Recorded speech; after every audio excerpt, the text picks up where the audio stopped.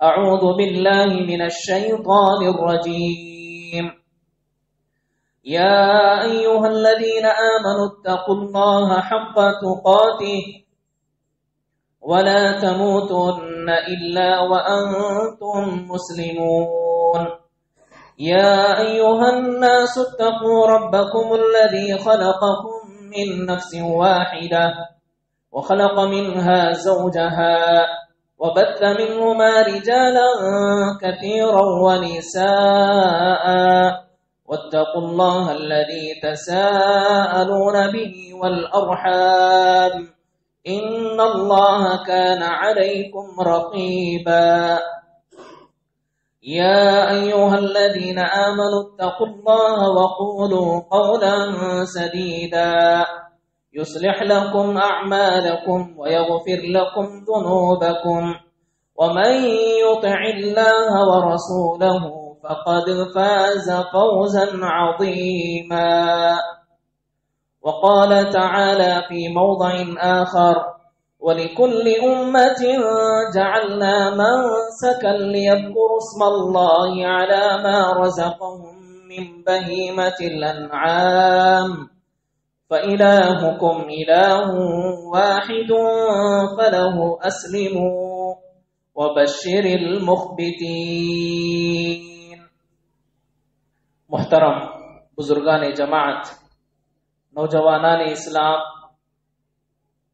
اور پردہ نشین خواتین، تمام قسم کی تعریفیں، حمد و ثنا، بزرگی، بڑائی اللہ رب العالمین کے لیے لائق و زیبا ہے، جس اللہ رب العالمین نے پھر ایک مرتبہ ہم تمام لوگوں کو عشرہ ذی الحجہ، جو کہ دنیا کے بڑے ہی محبوب ترین ایام اور دن ہیں، یہ ہم تمام لوگوں کے نصیب میں مقرر اور مقدر فرمایا، فللہ الحمد والمنہ۔ اللہ رب العالمین سے دعا ہے کہ اللہ رب العالمین ہم تمام لوگوں کو اسی طرح بارہا ان ایام کو ہماری زندگیوں میں نصیب فرمائے اور اس کی قدر کرنے کی توفیق عطا فرمائے اور اس میں زیادہ سے زیادہ نیکیاں کرنے کی اللہ رب العالمین ہم تمام لوگوں کو توفیق بخشے، آمین۔ درود و سلام ہو تمام انبیاء علیہم السلام پر، خصوصاً میرے اور آپ کے پیارے نبی جناب محمد الرسول اللہ صلی اللہ علیہ وسلم پر۔ محترم حاضرین، خطبہ مسنونہ کے بعد میں نے جو آیت تلاوت کی وہ سورۃ الحج کی آیت ہے۔ اللہ رب العالمین اس آیت میں قربانی کی مشروعیت کو بیان کرتے ہوئے فرمایا وَلِكُلِّ أُمَّةٍ جَعَلْنَا مَنْسَكًا، کہ ہم نے ہر امت میں قربانی کو مشروع قرار دیا۔ ہر امت میں ہم نے اللہ رب العالمین کہتا ہے کہ ہم نے ہر امت میں، ہر قوم کے لوگوں کے لیے ہم نے قربانی کو رکھ دیا، مشروع قرار دیا، لِيَذْكُرُوا اسْمَ اللَّهِ عَلَى مَا رَزَقَهُم مِّن بَهِيمَةِ الْأَنْعَامِ، تاکہ یہ لوگ، یہ قومیں، اللہ رب العالمین نے انہیں جو چوپائے عطا کیے ان چوپایوں پر اللہ کا نام لے کر وہ ذبح کریں۔ فَإِلَٰهُكُمْ إِلَٰهٌ وَاحِدٌ، اور اللہ رب العالمین کہہ رہا ہے کہ تمہارا معبود ایک ہی معبود ہے، یعنی قربانی بھی اللہ ہی کے لیے ہونی چاہیے۔ فَلَهُ أَسْلِمُوا، لہٰذا تم اسی کی اطاعت و فرما برداری کرو۔ وَبَشِّرِ الْمُخْبِتِينَ، اور جو لوگ عاجزی اختیار کرتے ہیں، انکساری اور تواضع اختیار کرتے ہیں، ایسے لوگوں کے لیے اللہ رب العالمین نے بشارتیں سنائی اور پیارے نبی سے کہا کہ اے نبی آپ ان لوگوں کے لیے بشارتیں سناؤ۔ میرے محترم حاضرین، قربانی کی تاریخ اتنی ہی قدیم ہے جتنی انسانی تاریخ ہے۔ جب سے آدم علیہ السلام سب سے پہلے اس روئے زمین میں جن لوگوں نے اللہ کی راہ میں قربانی پیش کی وہ آدم علیہ السلام کے دو بیٹے حابیل اور قابیل، ان لوگوں نے اللہ کے دربار میں قربانی پیش کی تو اللہ رب العالمین نے حابیل کی قربانی کو قبول کیا اور قابیل کی قربانی رد کر دی گئی۔ چنانچہ اللہ رب العالمین قرآن میں فرمایا اذ قربا قربانا فتقبل من احدهما ولم يتقبل من الاخر، ان دونوں میں سے دونوں نے قربانی پیش کی چنانچہ اللہ نے ان میں سے ایک کی قربانی کو قبول کیا اور دوسرے کی قربانی کو رد کر دیا۔ تو چنانچہ میرے محترم حاضرین، بتانے کا مقصد یہ ہے کہ قربانی ہر دور میں، ہر زمانے میں اور ہر زمانے کے ہر قوم میں اللہ رب العالمین نے قربانی کو مشروع قرار دیا تھا، لیکن ہر ایک کے قربانی کا طور طریقہ الگ الگ تھا۔ دین اسلام میں قربانی کی بڑی اہمیت، بڑی فضیلت آئی۔ قرآن مجید میں اللہ رب العالمین نے جہاں پر نماز جیسی عظیم عبادت کا ذکر کیا ہے، تذکرہ کیا ہے، نماز کے ساتھ جوڑ کر اللہ رب العالمین قرآن مجید میں 2 مرتبہ قربانی کا تذکرہ کیا۔ چنانچہ سورہ کوثر میں اللہ رب العالمین فرماتا ہے اِنَّا أَعْطَيْنَاكَ الْكَوْثَرَ فَصَلِّ لِرَبِّكَ وَانْحَرْ، اے نبی بے شک ہم نے آپ کو کوثر یا خیر کثیر ہم نے عطا کیا، فَصَلِّ لِرَبِّكَ وَانْحَرْ، لہذا اس نعمت پر اللہ کا شکر ادا کرتے ہوئے تم اپنے رب کے لیے، پروردگار کے لیے نمازیں پڑھو اور قربانی دو۔ اللہ رب العالمین یہاں پر نماز کے ساتھ ساتھ قربانی کرنے کا پیارے نبی صلی اللہ علیہ وسلم کو حکم دیا ہے۔ اسی طرح سے اللہ رب العالمین سورہ انعام میں نماز کے ساتھ اور ایک مرتبہ وہاں پر قربانی کا تذکرہ کیا، قل ان صلاتی ونسکی ومحیای ومماتی للہ رب العالمین لا شریک لہ وبذلک امرت وانا اول المسلمین، اے نبی آپ کہہ دو کہ بے شک میری نماز، میری قربانی، میرا جینا، میرا مرنا صرف اللہ رب العالمین کے لیے۔ تو اللہ رب العالمین ان دونوں آیتوں میں نماز جیسی عظیم عبادت جو کہ ارکان اسلام میں سے ہے، ارکان اسلام کے ساتھ جوڑ کر قربانی کا تذکرہ کیا۔ اس سے ہمیں اس کی اہمیت کا اندازہ لگتا ہے۔ قربانی کی اسی اہمیت کے پیش نظر پیارے نبی جناب محمد رسول اللہ صلی اللہ علیہ وسلم ہر سال بڑے اہتمام کے ساتھ اپنی جانب سے جانور اللہ کے راہ میں قربان کیا کرتے تھے۔ ایک مرتبہ تو پیارے نبی صلی اللہ علیہ وسلم نے اپنی ساری امت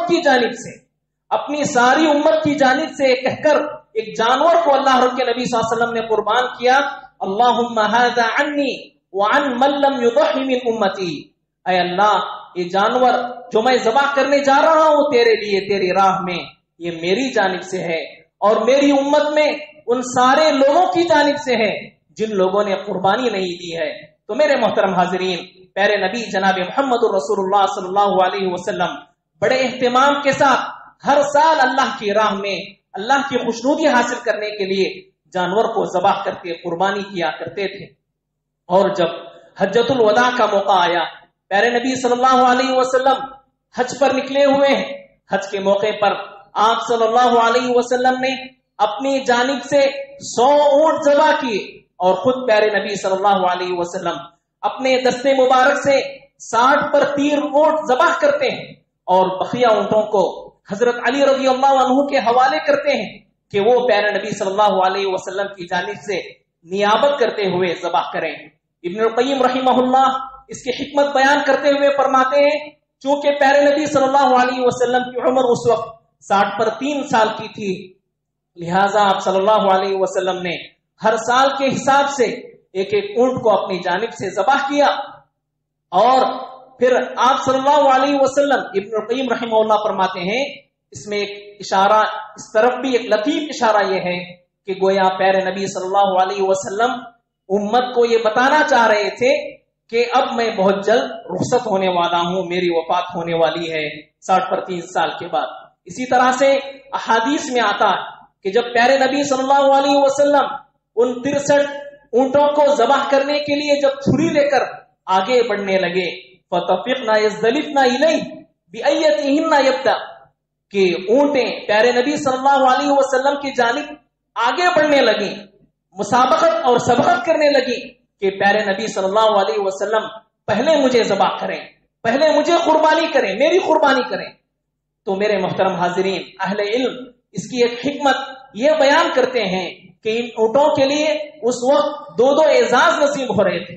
ایک اعزاز تو یہ تھا کہ وہ اللہ کی راہ میں قربان ہو رہے تھے، اور دوسرا اعزاز ان کے لیے یہ تھا کہ پیارے نبی صلی اللہ علیہ وسلم انہیں ذبح کر رہے تھے، پیارے نبی کے ہاتھوں وہ قربان ہو رہے تھے. تو میرے محترم حاضرین، قربانی کی اسی اہمیت کے پیش نظر اور اسی طرح سے چونکہ ابھی عنقریب انشاءاللہ عید الاضحیٰ آنے والی ہے، اسی مناسبت سے میں آپ لوگوں کے سامنے قربانی کے مختصر احکام اور چند مسائل بیان کرنے کی کوشش کروں گا. آئیے ہم سب سے پہلے جانتے ہیں کہ قربانی کا حکم شریعت میں کیا ہے. قربانی کا حکم شریعت میں کیا ہے؟ سب سے پہلے ہم نے تو ابھی معلوم کیا کہ قربانی مشروع ہے، ہر قوم میں اللہ رب العالمین نے مشروع قرار دیا، لیکن اس کا حکم کیا ہے؟ کیا یہ فرض ہے، واجب ہے، یا مسنون یا مستحب ہے؟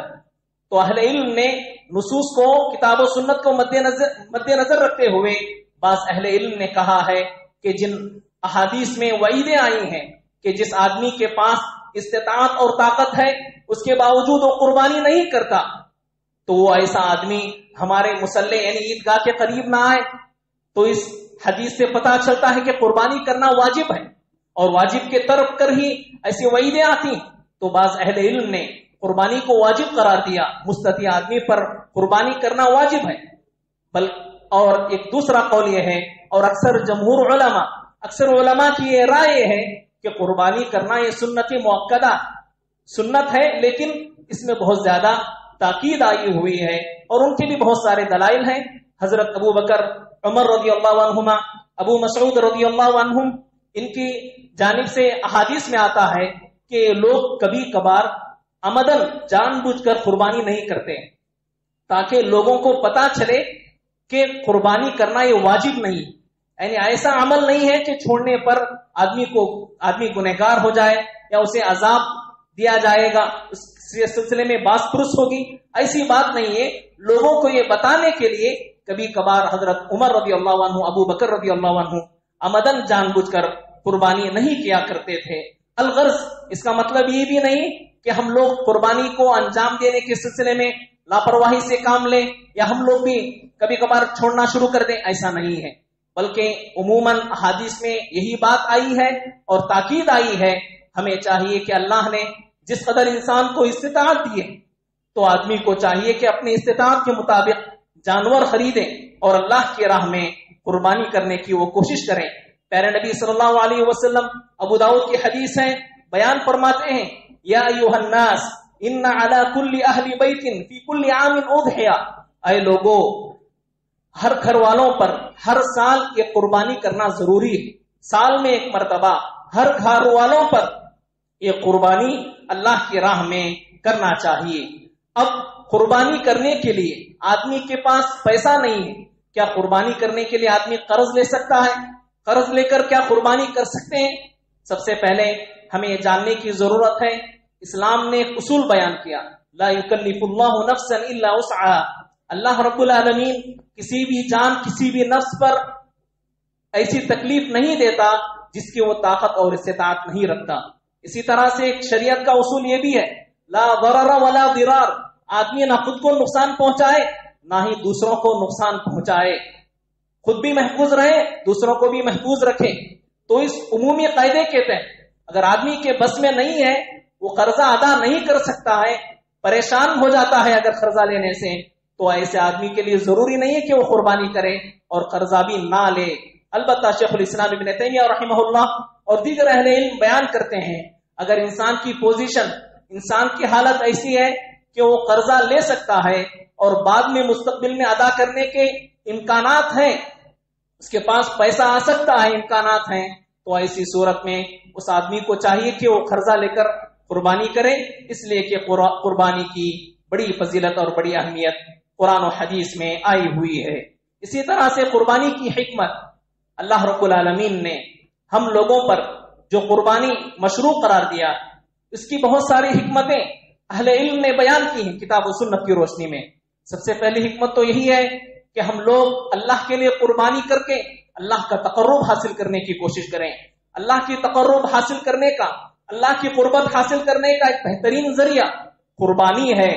ہم اس عبادت کے ذریعے، جیسے آدمی دیگر عبادتوں کے ذریعے اللہ کی خوشنودی، اللہ کی رضا، اللہ کی قربت حاصل کرتا ہے، اللہ کی جنت کا وہ مستحق بن جاتا ہے، اللہ کی جہنم سے وہ دور ہو جاتا ہے.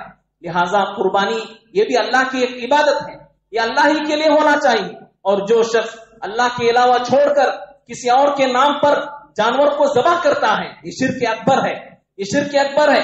توبہ کیے بغیر اگر آدمی مر جائے تو وہ ہمیشہ کے لیے جہنم میں جائے گا۔ لہذا قربانی یہ اللہ رب العالمین کی عبادتوں میں سے ایک عبادت ہے، خالص اللہ کے لیے ہی قربانی ہونا چاہیے۔ قل ان صلاتی ونسکی ومحیای ومماتی للہ رب العالمین۔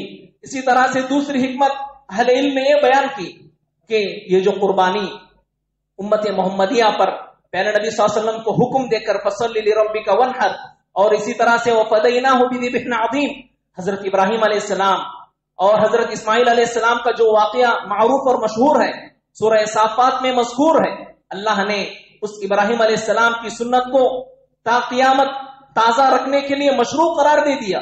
تو حضرت ابراہیم علیہ السلام کی سنت کو یاد تازہ کرنا، ان کی سنت کو، یہ بھی ایک حکمت اہل علم نے بیان کیا ہے۔ قربانی کی حکمتوں میں سے ایک حکمت یہ ہے کہ اللہ رب العالمین نے ہمیں جو حلال جانور ہمارے لیے عطا کیے، ہمارے لیے جو مسخر کیے، ان جانوروں کے حلال جو گوشت ہے ان کا استعمال کرنا، ان کو کھانا اور اللہ رب العالمین کا شکر بجا لانا، یہ بھی ایک حکمت ہے کہ اللہ رب العالمین نے ہمارے لیے بہت بڑی نعمت سے نوازا، رزق کا، روٹی کا، اور اسی طرح سے حمل و نقل کا اللہ رب العالمین نے بندوبست کیا۔ کذالک سخرناها لکم لعلکم تشکرون، ہم نے ان چوپایوں کو تمہارے لیے مسخر کر دیا تاکہ تم اللہ رب العالمین کے شکر گزار بندے بن جاؤ۔ سورۃ الحج میں اللہ رب العالمین یہ حکمت بیان کیا ہے۔ اسی طرح سے قربانی کی ایک حکمت اہل علم نے یہ بیان کیا کہ غربا اور مساکین کی امداد ہونا چاہیے۔ جو لوگ سال سال مہینہ مہینہ گوشت نہیں کھا سکتے ہیں، ان کے پاس خریدنے کی طاقت نہیں ہے، ایسے لوگوں کو آدمی چاہیے کہ اس قربانی کے ذریعے ان کی مدد کرے، اور یہ اور مالداروں کے پاس اللہ نے جن کو دیا ہے وہ جس طرح سے قربانی کر کے گوشت تقسیم کر رہے ہیں، لہٰذا وہ سال بھر غریبوں اور مسکینوں کا اسی طرح سے خیال کرتے رہیں۔ یہ جذبہ پیدا کرنے کے لیے بھی اللہ رب العالمین نے قربانی کو مشروع قرار دیا۔ قربانی کا جانور کیسے ہونا چاہیے؟ میرے محترم حاضرین، احادیث کی روشنی میں ہمیں یہ بات معلوم ہوتی ہے کہ قربانی کا جانور صحت مند ہونا چاہیے، تندرست ہونا چاہیے، موٹا تازہ ہونا چاہیے۔ صحابہ کرام رضی اللہ عنہم اجمعین کے بارے میں آتا ہے، وہ بیان فرماتے ہیں عید الاضحیٰ آنے سے بہت دن پہلے ہی ہم قربانی کا جانور خرید کر رکھتے اور اسے خوب کھلاتے پلاتے فرما کرتے اور اسے موٹا تازہ کرنے کی ہم کوشش کیا کرتے تھے۔ اسی طرح سے قربانی کا جانور عیب دار نہیں ہونا چاہیے۔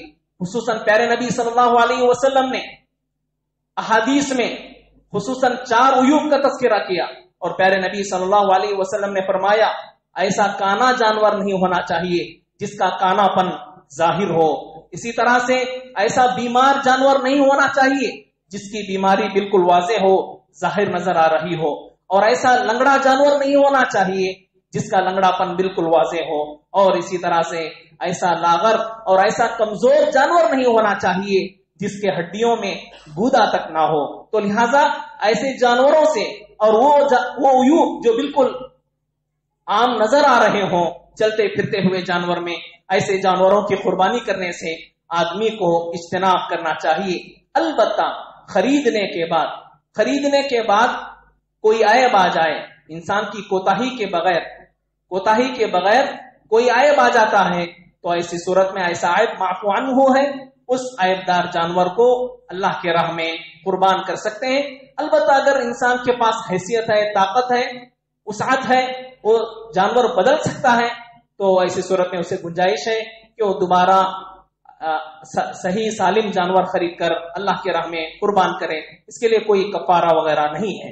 اسی طرح سے مسنون ایک یہ بھی ہے کہ آدمی سینگ والے جانوروں کو خریدے، اور قصی کیے ہوئے جانوروں کو خریدنا یہ بھی مسنون ہے، اور پیارے نبی صلی اللہ علیہ وسلم چتکبرا جانور کو قربان کرنے کو بہت پسند کیا کرتے تھے، یہ بھی مسنونات میں سے ہیں، پیارے نبی صلی اللہ علیہ وسلم کی سنتوں میں سے ہے۔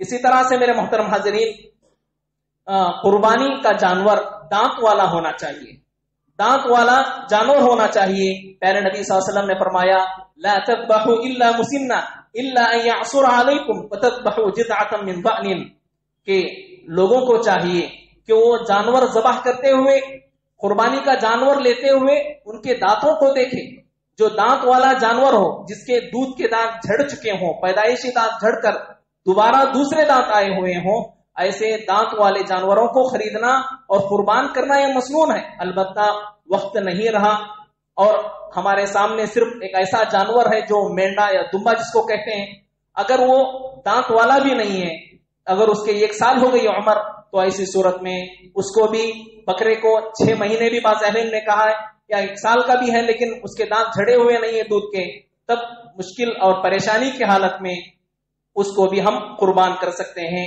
یہ جائز ہے۔ عمر کے حساب سے اہل علم نے کہا ہے کہ اونٹ 5 سال ختم کر کے 6ویں سال میں پہنچا ہو تو یہ اونٹ قربانی کریں گے، اور گائے کیا ہے 2 سال مکمل کر کے تیسرے سال میں ہو، اور اسی طرح سے بکرا یا بکری 1 سال مکمل کر کے دوسرے سال میں ہو، تو ایسے جانوروں کو اللہ کی راہ میں قربان کرنا چاہیے۔ اسی طرح سے قربانی کن جانوروں کی ہونا چاہیے؟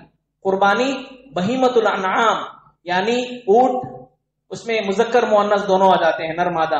اسی طرح سے گائے اور بکری اور مینڈے انہی اقسام میں سے ہونا چاہیے۔ بھینس کے سلسلے میں اہل علم کے درمیان اختلاف ہے، چنانچہ پیارے نبی صلی اللہ علیہ وسلم کے زمانے میں بھی بھینس کی قربانی وہ معمول نہیں تھی، ان کے پاس عرف میں نہیں تھا، لیکن بعض اہل علم نے بھینس کو گائے سے مشابہت قرار کرتے ہوئے، قیاس کرتے ہوئے اس کو بھی مشروع قرار دیا ہے۔ بہرحال احتیاط اسی میں ہے کہ جو ہمارے پاس واضح جانور موجود ہیں، گائے، اونٹ، بکری، مینڈا، اسی کو قربانی میں خریدنے کی کوشش کریں، اسی کو قربانی کریں۔ البتہ اگر حالات ایسے ہیں، گائے پر پابندی یا دیگر جانوروں پر پابندی، ایسی صورت میں بھینس کی بھی شکل اختیار کی جا سکتی ہے قربانی کے لیے، بعض اہل علم نے اس کو جائز قرار دیا ہے۔ اسی طرح سے قربانی کی جانور میں شراکت، حصہ داری۔ قربانی کی جانور میں ایک جانور ایک گھر کے تمام افراد کی جانب سے کافی ہو جاتا ہے، ایک ہی گھر میں رہتے ہیں، ایک ہی چولہے میں پکا کر کھاتے ہیں، تو وہ فیملی ممبرز سارے گھر والوں کی جانب سے ایک جانور یا ایک حصہ اللہ کی ان کی جانب سے اللہ کے راہ میں قربان کریں گے تو سب کے لیے یہ کافی ہے۔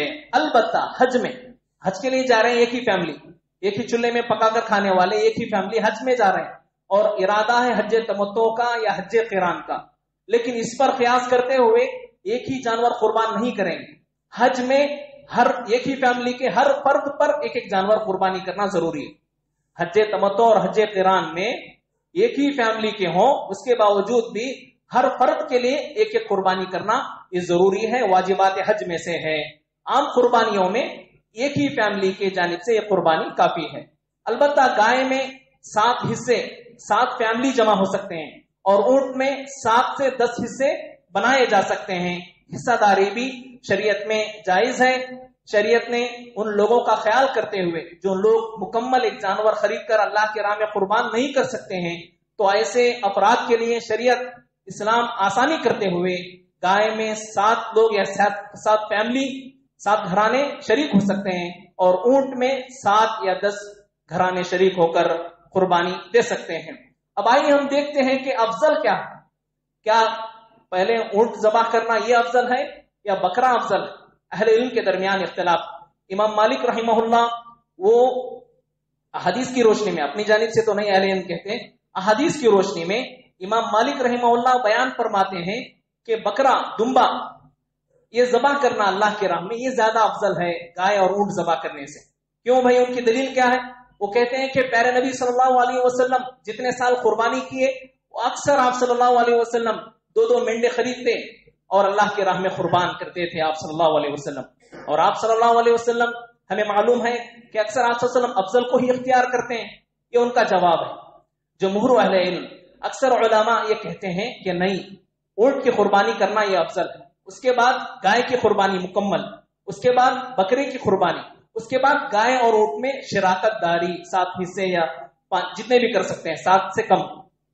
تو اس طرح کی ترتیب بیان کرتے ہیں، اور وہ کہتے ہیں کہ پیارے نبی صلی اللہ علیہ وسلم نے جو بکرا ذبح کرتے وہ اس لیے کہ تاکہ امت کا خیال کرتے ہوئے، تاکہ امت کو مشقت میں نہ ڈالیں کہ ہر کوئی اونٹ خریدنا افضل ہی ہے، تو پیارے نبی صلی اللہ علیہ وسلم ہمیشہ آسان چیز اختیار کرتے ہیں تاکہ امت کو پریشانی نہ ہو۔ یہ اس کا جواب دیتے ہیں۔ اور وہ ایک حدیث جو جمعہ کی حدیث ہے، جو پہلے وقت میں آتا ہے تو اس کے لیے اونٹ کا ثواب، جو دوسرے وقت میں آتا ہے اس کے گائے کا ثواب، جو تیسرے وقت میں آتا ہے اس کے لیے بکرے کا ثواب. اس حدیث کو مد نظر رکھتے ہوئے جو کہ بخاری اور مسلم کی ہے، اس سے بھی پتا چلتا ہے کہ گائے کی قربانی کرنا افضل ہے. اسی لیے جمعہ میں جو پہلے آتا ہے اس کے اونٹ کا ثواب رکھا گیا ہے. اس اعتبار سے اگر دیکھا جائے تو اونٹ کی قربانی کرنا یہ زیادہ افضل، اس کے بعد گائے، اس کے بعد بکرا، اس کے بعد حصے.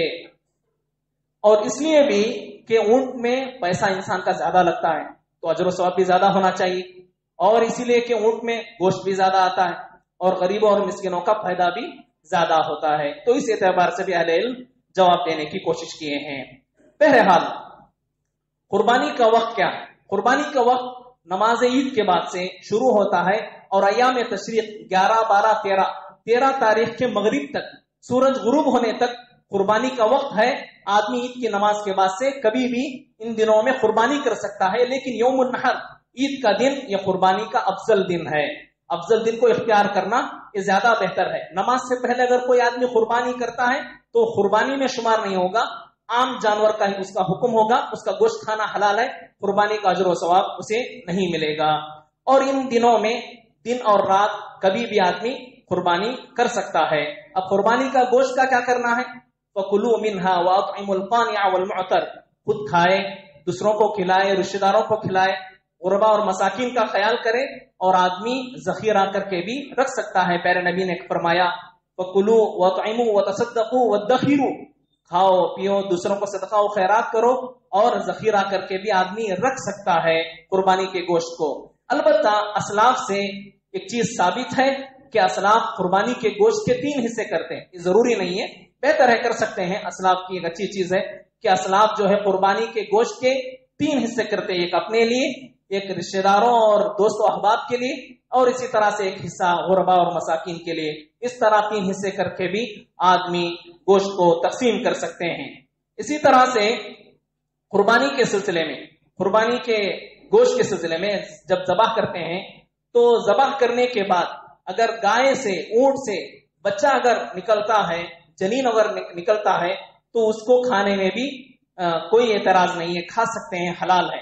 البتہ اگر زندہ نکلتا ہے، اس کے اندر جان ہے، روح ہے، تو ایسے وقت میں علماء کہتے ہیں کہ اس کو بھی ذبح کرنا چاہیے. مردہ نکلتا ہے تو ذبح کرنے کی ضرورت نہیں، ویسے ہی کھا سکتے ہیں اس جنین کو. اگر زندہ نکلتا ہے تو امام احمد بن حنبل اور دیگر علماء فرماتے ہیں کہ اس کو ذبح کر کے ہی کھانا ہوگا. اسی طرح سے قربانی کے جانوروں کا جو چمڑا ہے، اس چمڑے کا کیا کرنا ہے؟ خود استعمال کر سکتے ہیں یا صدقہ و خیرات کر سکتے ہیں، لیکن اجرت کے طور پر قصاب کو دینا یا اس کو بیچنا، اس کی قیمت لینا، یہ جائز نہیں ہے، صحیح نہیں ہے. میت کی جانب سے قربانی کرنے کا حکم کیا ہے؟ 2 صورتوں میں میت کی جانب سے قربانی مشروع ہے، اس کے علاوہ صحیح نہیں ہے. سب سے پہلی صورت یہ ہے کہ میت مرنے سے پہلے کچھ مال وقف کر دیا، یہ میری پراپرٹی ہے، اس میں جتنا بھی کرایہ وغیرہ رینٹ آئے گا سال میں 1 مرتبہ میری جانب سے میرے مرنے کے بعد بھی آپ برابر میری جانب سے قربانی کرتے رہنا. وصیت کر کے گیا، یا نہیں تو اپنا ثلث مال چھوڑ کر جا رہا ہے، اس میں 1/3 حصہ مال ہے تو 1/3 اس میں اگر وصیت کر کے جائے کہ اس مال میں مرنے کے بعد جب تک یہ مال رہے گا میری جانب سے قربانی کرتے رہیں آپ. اگر وصیت کر کے گیا ہے تو اس کی جانب سے قربانی کرنے میں کوئی حرج نہیں ہے، اس وصیت کو بلکہ نافذ کرنا چاہیے. حدیث میں، قرآن میں اس کی تاکید آئی ہوئی ہے. البتہ دوسری صورت یہ ہے کہ آدمی قربانی کر رہا ہے اپنی جانب سے، زندوں کے ضمن میں اللہم تقبل منی ومن اہلی، اے اللہ میری جانب سے اور میرے گھر والوں کی جانب سے. اور گھر والوں میں زندہ لوگ بھی آ جاتے ہیں اور گھر کے جو افراد جو گزر چکے ہیں، مر چکے ہیں، وہ لوگ بھی آ جاتے ہیں. ضمن ان کو بھی اگر شامل کر رہا ہے تو اہل علم نے اس کی اجازت قرار دی. البتہ مستقل طور پر بغیر کسی وصیت کے اور ضمن تبعاً نہ ہی بلکہ مستقل میت کی جانب سے اگر کوئی قربانی کرنا چاہتا ہے تو اہل علم نے کہا ہے کہ یہ پیارے نبی صلی اللہ علیہ وسلم صحابہ سے ثابت نہیں ہے. اگر کوئی آدمی قربانی کر بھی دیتا ہے تو بعض اہل علم نے کہا ہے کہ اس جانور کا سارا گوشت وہ صدقہ و خیرات غریبوں میں تقسیم کر دینا چاہیے، اس لیے کہ جو میت کی جانب سے مشروع حکم یہ ہے کہ ان کی جانب سے صدقہ و خیرات کیا جائے، ان کے حق میں مغفرت کی دعا کی جائے. میت کے لیے جو مشروع ہے کتاب و سنت میں وہ یہ کہ صدقہ و خیرات کرنا اور ان کے لیے دعائیں مغفرت کرتے رہنا.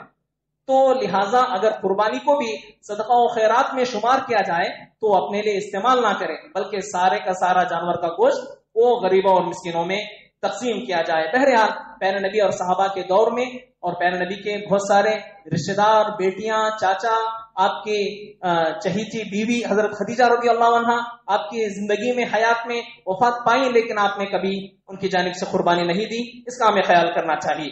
بلکہ بعض لوگ تو پیارے نبی صلی اللہ علیہ وسلم کی جانب سے قربانی کرتے ہیں، یہاں پر ان کے ایک ایک نامہ عمل میں نیکیوں کی ضرورت ہے، پریشان رہتے ہیں خود کی قربانی کیے بغیر۔ پیارے نبی صلی اللہ علیہ وسلم جو کہ الحمدللہ معصوم عن الخطا ہے، سید المرسلین ہیں، ان کی جانب سے قربانی کر کے جو ہے اپنا نام روشن کرنا چاہتے ہیں، بالکل غلط ہے۔ بعض اہل علم نے اس کو بدعت قرار دی ہے۔ اپنے نامہ اعمال کی آپ فکر کرنے کی کوشش کریں۔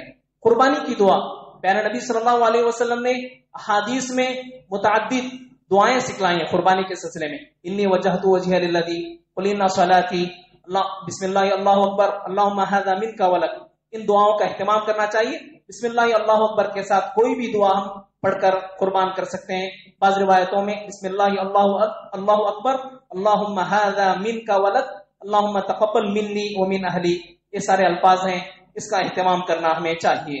اسی طرح سے قربانی کے آداب میں سے چند آداب ہیں، ان کو 2-3 منٹ میں بیان کر کے اپنی بات کو ختم کروں گا۔ سب سے پہلے قربانی کرتے ہوئے آدمی کو چاہیے کہ وہ اپنی نیت کی اصلاح کر لے۔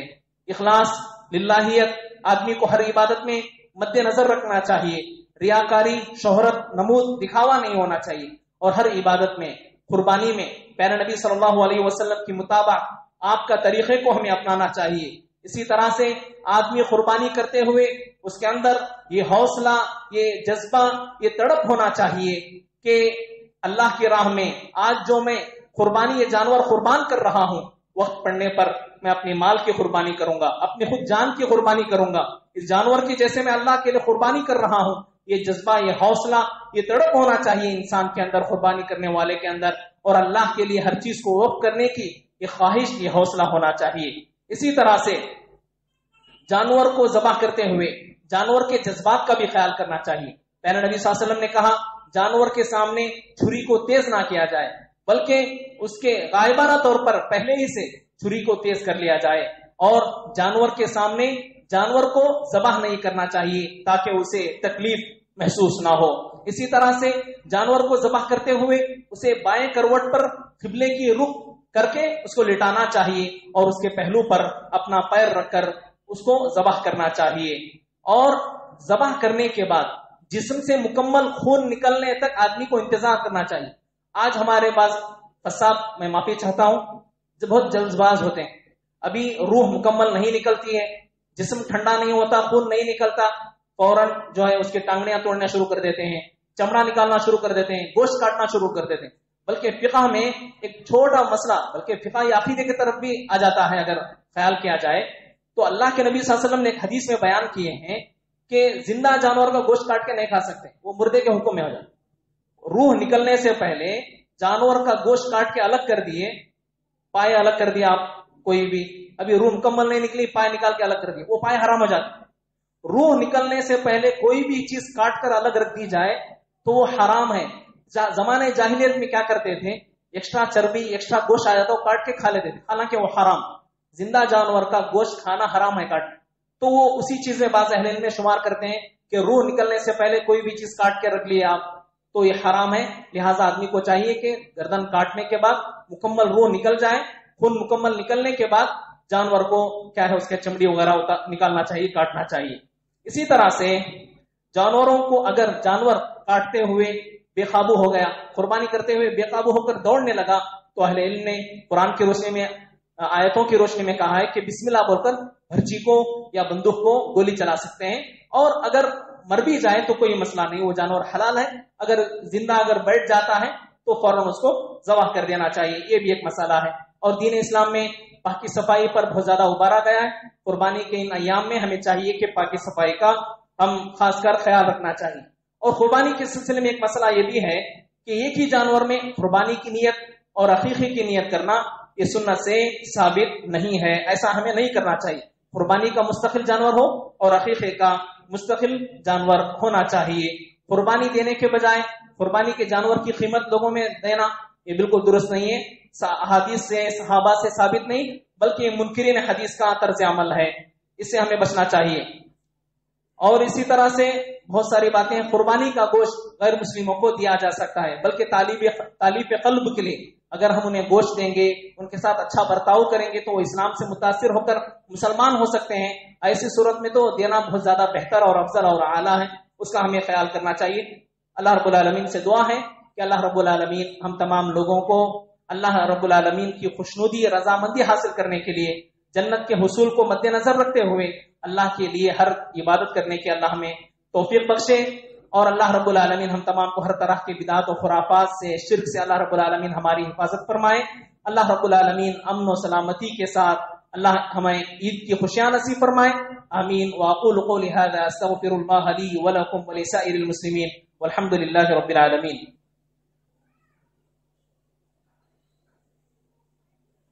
إن الحمد لله نحمده ونستعينه ونستغفره ونؤمن به ونتوكل عليه ونعوذ بالله من شرور أنفسنا ومن سيئات أعمالنا من يهده الله فلا مضل له ومن يضلل فلا هادي له وأشهد أن لا إله إلا الله وحده لا شريك له وأشهد أن محمدا عبده ورسوله أما بعد إن الله وملائكته يصلون على النبي يا أيها الذين آمنوا صلوا عليه وسلموا تسليما اللهم صل على محمد وعلى آل محمد كما صليت على إبراهيم وعلى آل إبراهيم إنك حميد مجيد اللهم بارك على محمد وعلى آل محمد كما باركت على إبراهيم وعلى آل إبراهيم إنك حميد مجيد عباد الله رحمني ورحمكم الله إن الله يأمر بالعدل والإحسان وإيتاء ذي القربى وينهى عن الفحشاء والمنكر والبغي